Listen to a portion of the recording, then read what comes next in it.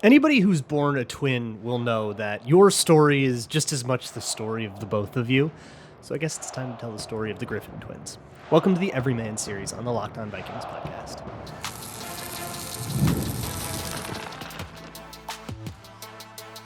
You are Locked On Vikings, your daily Minnesota Vikings podcast, part of the Locked On Podcast Network, your team every day.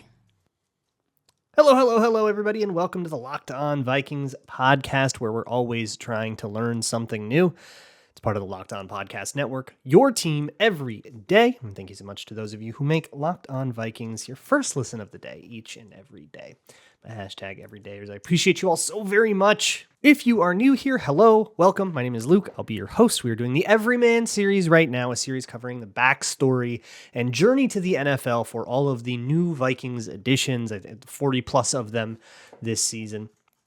You can find the show wherever you find your favorite podcasts, whether it's searching it out on any podcast listening app like the SiriusXM app, where you can also find live broadcasts of home games like Timberwolves games. Just search out Timberwolves or Vikings when it happens. You can also find the show on YouTube or Amazon Fire and Roku if you download the Locked On Minnesota Sports app.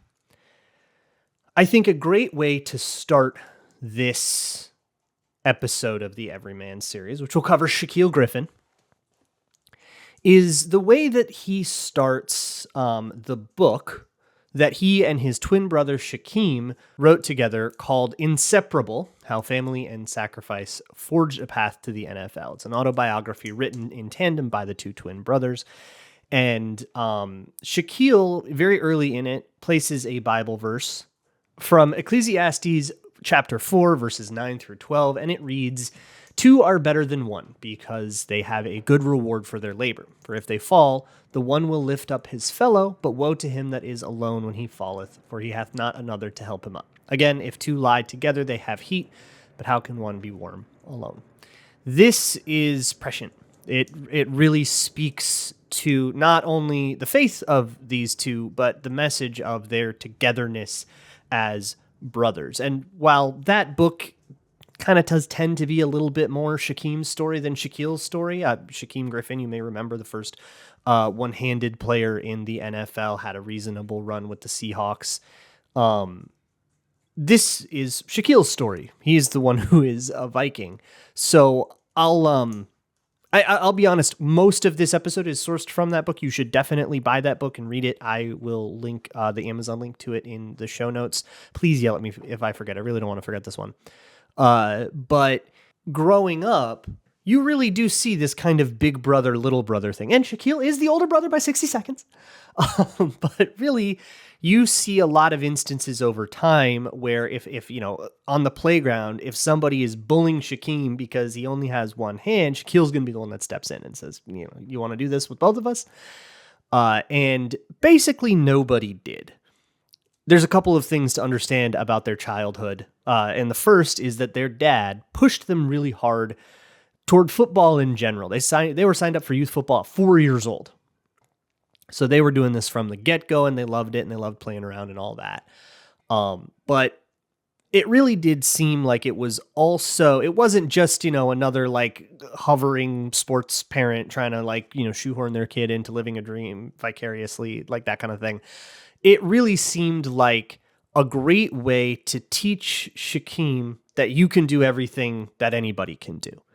And that's really the attitude throughout their entire story for Shaquem Griffin. And Shaquill Griffin just kind of constantly reiterating that and saying like, no, I've seen my brother do everything that everybody else can do. Like you'll see throughout all time, throughout high school and all of that. It's like I've seen him, you know, play this well. But they had all kinds of crazy stuff. Like their they would have a game they'd played before bed, a quote unquote game they'd play before bedtime, where their dad would get a deck of cards and you draw a card, and then you do like that many push-ups or sit-ups, and you'd have to do like 3 rounds of it, which is great. And aces were 11, by the way. Aces weren't 1, so they had to do that all the time. They were elementary school age kids running around in weighted vests, like doing real conditioning. Like they were really serious from the get-go, but they were also twin brothers and unserious in some other ways.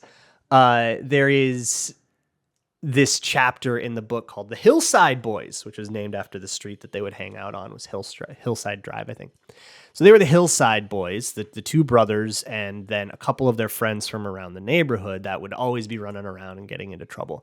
And it's this great image. It's so Sandlot of like the mid 2000s, about when they're this age. They're these boys just like roving around the neighborhood, playing roughhouse games with each other and playing like little football games and stuff with each other. But they would like go find another group playing a football game and they'd be like, we can take you, let's go. And they never lost a game. Of course, they never lost a game. But these like roving band of like, it gives me like a pirate vibe. Like it gives me like a true like, swashbuckling idea of these, like they're absolutely the antagonists in the movie. But they get into trouble because they're just, boys being boys, right? And they'll get into roughhousing and they'll bruise and they'll cut and they'll do all that. And their parents are mostly okay with this. This is, I think, a slightly different time, right? It's the early 2000s, right at the tail end of when you could kind of just like leave, and as long as you were home for dinner, everything was okay. Things don't really work that way anymore, I don't think. I don't know. Correct me if I'm wrong. But there is this moment when they're in high school. They're like freshmen in high school, I think, and they're now playing like actual sanctioned football. They're in St. Petersburg, Florida, so they're playing Florida football, pretty serious stuff. And one of their buddies, Tito, one of the members of the Hillside Boys, they have this pellet gun that they keep amongst them and then shoot at each other and screw around with. And it's one of those like air pump ones that, you pump it a couple times and it stings, but it's not, it's like, it's funny. It hurts enough to be funny, but not to be dangerous. But if you pump it too many times, it actually can be dangerous. So one day they've got this pellet gun and they're driving by some classmate, and Tito sticks his head out the window with the gun. He shoots the classmate.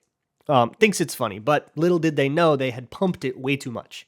And it actually breaks the skin, and actually like it hits him in the arm and it creates a wound.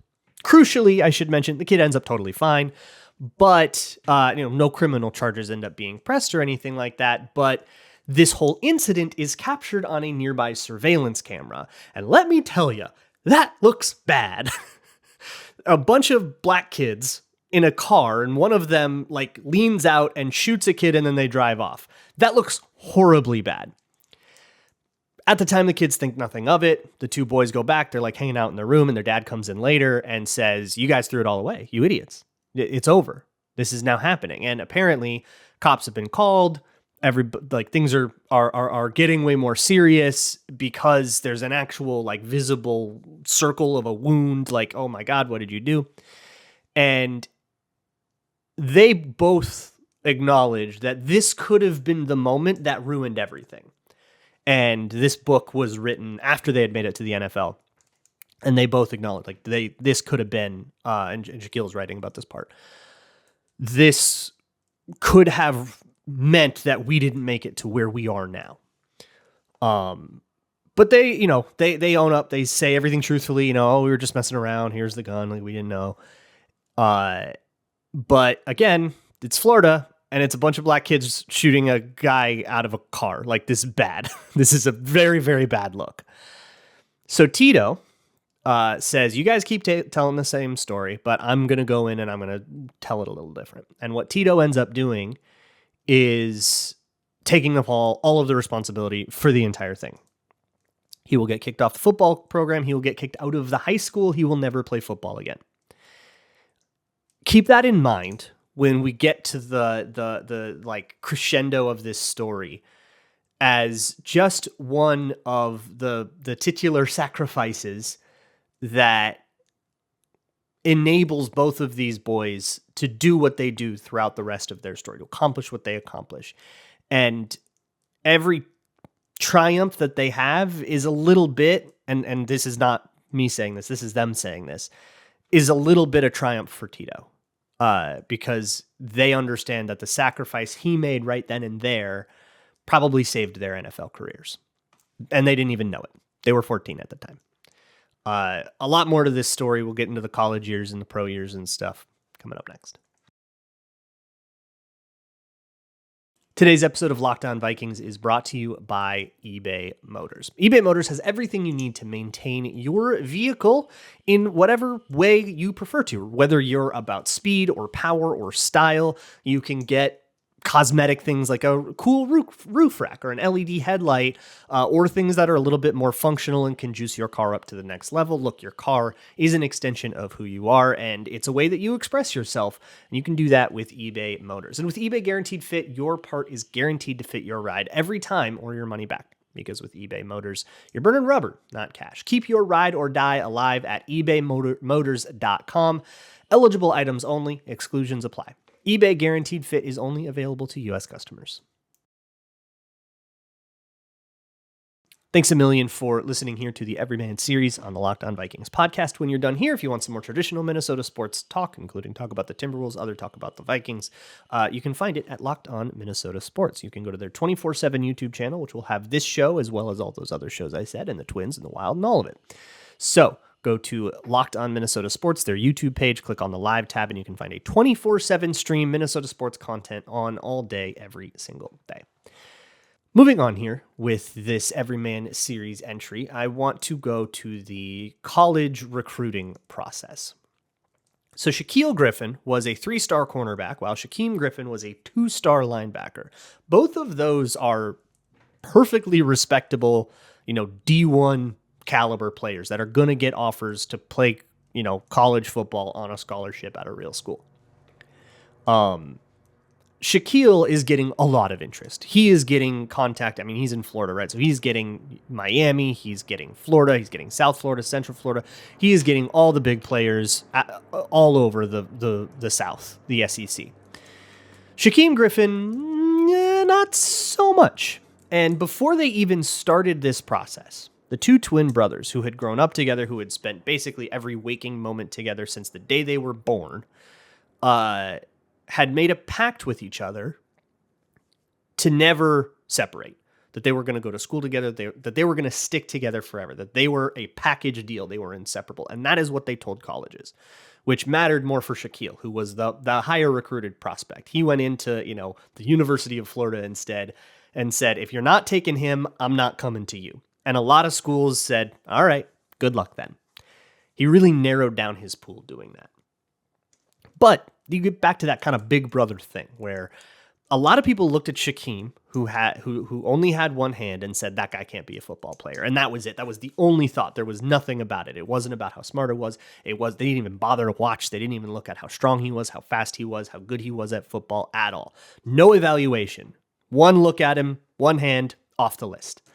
And anybody that did that for Shaquill Griffin was off his list as well. Yeah, you can't get me. You want me? You can't get me if you don't want my brother.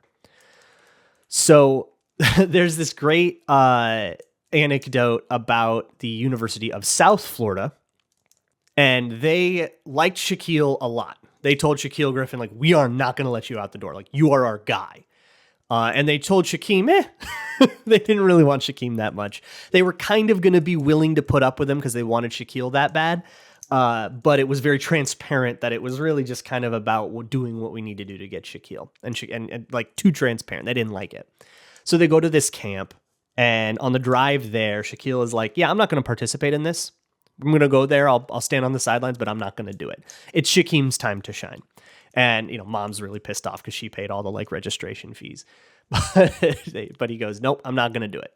So Shaquem goes onto the field. He explodes. He absolutely wrecks this whole thing. This whole camp. He plays phenomenally. By the end of it, they are like, we get it. We're offering you a scholarship. Meanwhile, Shaquill, he's talking to the DB coach. He's fostering the relationship. He's making something out of the weekend. But really, he is there because the only thing preventing him from going to South Florida is, do they like Shaquem Griffin? And then they end up saying yes, and they offer him a scholarship. And then Shaquem goes, nope, you judged me. Absolutely not. And the two brothers get up and they walk out. We're not going to University of South Florida. The school that does get them is Central Florida. The UCF, the Knights, their coach, George O'Leary, makes them a promise and really understands. And he says, yep, you guys are brothers. We're with you. Absolutely. Yeah, Shaquill, we got it. We're going to offer you both scholarships. You're both going to be on the team. We have no problem, indulging this thing where you guys have to be together at all times. And they take it. They say, we love it. They go to the campus. They feel okay about the team, but they really, really, really love the coach. They really love George O'Leary and the relationship that has been fostered with these two guys. And their dad is a little older, maybe a little more cynical, and saying, look, like, coaches change. Fall in love with the school. The school doesn't change as much but they like that coach could be fired if you have a bad season. And they're like, nah, well, that won't happen. We love this guy. He's like a legacy guy. They're like, it's fine. We'll take him. So they go. And their dad's advice turned out to be pretty good advice that they didn't really listen to. But here we are, right? Shaquill Griffin is thriving. He's playing as a true freshman. They have a lot of success. They're 12-1 that season. So everything is going great for Shaquill. But it's not going great at all for Shaquem. Shaquem is banished to the scout team. He is basically no chance to ever get any real reps. That's not that unusual for a freshman. It's Shaquill playing as a freshman is the outlier here, but Shaquem can feel it because he is all his life. He is known. People are going to judge me for my hand. And sure enough, he's not getting any opportunities, and he feels that kind of coldness, that idea that like these coaches aren't really going to work with me. And he starts to get the sense that I'm really just here to appease my brother because they really wanted my brother. It is a miserable 3 years for Shaquem. And for Shaquill, he is playing, and he's playing well, but he's got to like put it out of his mind that he knows his brother is suffering and he's like totally miserable there. And so he's like caught in this tug of war between like, I have to put that out of my mind for the sake of focusing on the game and focusing what I'm here to do. But also I feel really bad for my brother and I don't want to abandon him. This all comes to a head the summer of, I forget the year. I think it's the summer before or after the 2015 season, where they send Shaquill to like a private workout thing as part of his summer training, conditioning and stuff, like to work out with a trainer on this or that. And Shaquem can't go with, and none of the players who like none of the scout team players or reserve players are going with. This is like just for the starters, the first team. So Shaquem can't go with, and it would be like the furthest they've ever been apart from each other because it's the whole summer. They've never spent a whole season apart from each other like that. Shaquem hates it. I like everybody's there though, but at this point, it's very clear that George O'Leary was not being forthright during the recruiting process. And he tells Shaquem, you're a distraction for your brother. We don't want you around the campus. He tries to like stay on campus and use the facilities to like lift weights and work out and stuff and practice. But they're like, no, you have to go home. You are not allowed to be on campus for this summer. You have to go home for the summer. And it's just this gut punch to Shaquem. And it's a gut punch to Shaquill as well, who hears about all of this and he's irate. So he goes into George O'Leary's office and he says, that's not going to fly. We were a package deal. We do not separate. That was the one rule. You broke the one rule. I'm quitting the team. And he says it. He says it to his head coach. He's like, I'm not going to play for you anymore. You lied to us. I hate it. I'm not going to play for you anymore. Kicks the door on his way out. And that would be that. Luckily, that was pretty shortly before George O'Leary would retire as head coach of the University of Central Florida football program. And Scott Foster is the next guy. He comes in. And Scott Foster looks at these two guys and says, I don't know anybody here. Yeah, you got one hand, whatever. Like open competition. Everybody has an open competition. And Shaquem is like really like pleading with his like new coaching staff saying like, give me a chance. They're like, okay, a chance you get. I should mention too that 2015 season was an 0-12 season with all kinds of trials and tribulations. Those chapters in the books are pretty crazy. If you are a Central Florida fan, you are really going to like this book, I think. And if you're a Seahawks fan, I wonder if there are going to be some Seahawks fans listening to this one. Hello, everybody. But that's where we go to next, because the 2016 season is a little bit of a better campaign for UCF. And at that point, it's time for Shaquill Griffin to declare for the NFL draft and go through a whole other host of challenges, not the least of which separating from his brother. Today's episode is brought to you by Gametime, the best place to find last-minute tickets, especially clutch during the season of 7-game playoff series if you're trying to get to, say, a basketball game or even a playoff hockey game or something and not really knowing if there's, gonna be one. But let's say that, the Wolves go to Game 7 and you're trying to get Game 7 tickets. You got to check it out on Gametime. I looked at Gametime. I saw get in the door tickets for $137 for Game 1 of the Western Conference Finals, which was way lower than I heard about anywhere else. They've got flash sales that highlight those kinds of prices. Seat views, that was all in pricing, by the way, so that include taxes and fees. That is like checkout price, $137 a seat. You can find everything transparently laid out for you, and you can save up to 60% on those kinds of flash deals. Or if you're not a basketball fan at all and you're here listening to Locked On Vikings in May, you can find tickets to Vikings games like the home opener against the 49ers. If you're planning a trip to London, you can try your tickets there. You got to check it out at Gametime. You can get $20 off of your first purchase if you go to the Gametime app, create an account, and use code LOCKEDONNFL. Terms apply. Again, create an account and redeem code LOCKEDONNFL for $20 off. Download the Gametime app today. Last minute tickets, lowest price guaranteed. The spring of 2017 was a very interesting time for the brothers Griffin. Shaquem Griffin was sort of settling into his role as the leader of the UCF defense. Vindicated beyond vindication, he is exploding, and he's cementing a draft stock that will ultimately end up higher than Shaquill's for the first time in their entire career. Somebody meaning the NFL, wanted Shaquem more than the NFL wanted Shaquille. Shaquille would fall to the third round, and Shaquem would be a second-round pick. So while that is exploding and Shaquem is finally kind of finding it, Shaquill is running into all these issues in the pre-draft process. He isn't going to get a combine invite, which is kind of an upset, but he goes to the NFLPA Collegiate Bowl, which is usually for guys that end up being like priority free agents, usually for pretty small-time prospects. And he shows out there enough to earn a combine invite. So he does end up getting to go to the combine. And all of that work, and he details the insane schedule, and so does Shaquem. They detail like the insane schedule of the combine, how fatiguing it is, and how fatiguing the training is. And then he gets into the interviews, and some strange questions start going around. People are asking him about that time he stole equipment at UCF and selling drugs at UCF. This is all completely out of the blue, completely out of nowhere. None of this is one iota true. Somebody made something up. And he's like, who did that? Why would they do that? Right?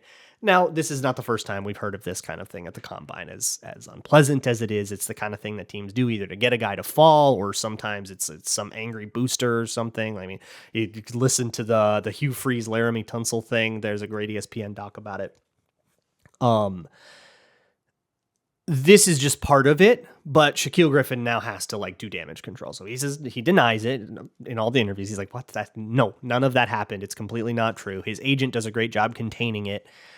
So he's not taken off of teams' boards, but when it does come to draft time, he's like the 12th corner or something off the board. Like a ton of corners go round 1, round 2, and he's sitting in round 3. And he's surrounded by all his friends and family, and everybody is there at the draft party.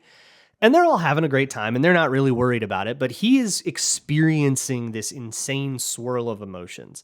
Not only do you have the nervousness of just, am I going to get drafted or not, right? And that kind of that classic anxiety that comes with this. But you also have this sort of conflicted feeling where he is not all that excited about it. Because it means that for the first time in his life, he is going to have to spend extended time away from his brother. Unless he gets drafted to the Jacksonville Jaguars. He's probably going to have to stay away from Shaquem. And when he gets drafted, it's an exciting moment. And he will now say, yeah, no, it was absolutely one of the best days of my life. But it was bittersweet because he knew that he was going to have to go to the Seattle Seahawks as far as geographically possible away from St. Petersburg, Florida, and all of his family, and crucially his brother. it's exciting, and he falls a little further, and that's kind of sad, and it's kind of sad that he's going to have to be away from his brother. But come on, it's exciting, right? Like, I'm going to be a rookie. It sort of taints the moment for him, it sounds like to me. It doesn't seem like something that he looks back on all that fondly. But this is something that every NFL player has to go through. They all have to go far away from their families. It's very rare for a player to have to have the luxury of being drafted close to home, especially if you're drafted high. Like, you don't have any control over where you're going to go in the country. He loves it in Seattle, ultimately. Seattle is great for him. He is incredibly excited because he gets to play with the Legion of Boom, still very much in their prime. I mean, this is Richard Sherman, Cam Chancellor, Earl Thomas. Like, these guys are all his teammates now. This rocks. And he gets to learn from all of them. And that's really exciting to him. He picks up quite a bit, the step kick Pete Carroll thing, which Google that if you want to learn some deep ball. Richard Sherman step kick. That's he has a great video teaching it at some youth thing or something like that. But he's away from Shaquem, and the two twins have to live apart. Now, Shaquem, meanwhile, is going through the 2017 UCF Knights season, which you may remember as the one where they claimed a national championship because they went undefeated, but they didn't make the college playoff. He's going through that. So they're like killing people. Shaquem's having the season of his life. They're doing great. But the demanding schedule of the NFL means that they don't get to talk all that much. Just Tuesdays, your day off. You get to FaceTime, play some games together. But everything that Shaquille learns, he makes a little note of for Shaquem. Says, when you get to the NFL, here's everything that I've learned, and I'm going to be able to help you out wherever you end up. 2017 season goes by, and now it's time for the 2018 draft. And you know how this goes. If this were a movie, and it could be, this is probably the end of it. This is the triumphant climax where Shaquem Griffin gets a call from his agent, and it is John Schneider of the Seattle Seahawks, and they get to play together. They are a puddle. They're a total mess. They're crying. It's insane that they get to actually play together. That Seattle, and it's really funny that compared to the college apparatus, the NFL gave them all everything they wanted. They wanted to keep together. They wanted Shaquem wanted to be taken seriously as a player despite only having one hand. And the Seattle Seahawks did all of that for them and really bought into them and invested into them. And for all intents and purposes, they had pretty good tenures with the Seattle Seahawks. Shaquem came in, he was a starting linebacker. Shaquille had his time after the Legion of Boom kind of got old and went their separate ways. Shaquill Griffin played there until through the 2020 season. I mean, credits roll, right? That's the story. It's not the finish here because we're, 5 years past that now. And Shaquill Griffin is now on the Minnesota Vikings. But I mean, that's credits roll, right? So here's where they ended up. Shaquem Griffin played through 2021, and then he retired to join the NFL Legends program. So he only had a 4-year career ultimately, which is, hey, that's as good a stint as any. But after he is kind of a surprise cut in the 2020 season, he's kind of flying around trying to get another job with somebody, and he's not catching on, and he decides, you know what? I think it's time. He's now part of the NFL Legends program and basically a motivational speaker. He's going to talk to campuses and schools and youth groups and stuff, telling his story and what he's overcome, and it's fantastic. And as for Shaquille, plays out his rookie deal with the Seattle Seahawks. They let him go. He's one of the prize free agents of 2021. Makes a huge deal with the Jacksonville Jaguars. Plays there for a couple years, and then he himself is a surprise camp cut, and now he's bouncing around the league. And here he is now trying to kind of reclaim that. I mean, he made Pro Bowls in Seattle, so he's trying to reclaim that. And that's where we're at. But doesn't that all feel so low stakes now? That we've had this moment with him and his brother, and that story and everything they overcome, going back to, Tito getting in trouble with the pellet gun and all that. And they made it. They made it to the NFL. They made their money. They're here. And whatever happens here just feels like house money for Shaquill Griffin. But go win a ring, right? That's the goal now. And you got to make a team to do that. So that's where he is at. Thanks so much for hanging out and indulging me with the Everyman series. It's my favorite thing to do for the whole season. I know it's crazy. Like my favorite part of it happens in like May and June, but I love telling these stories. I love learning these stories about these players, and it really makes it so easy to root for them. I will see you all on Monday. And as always, Skol.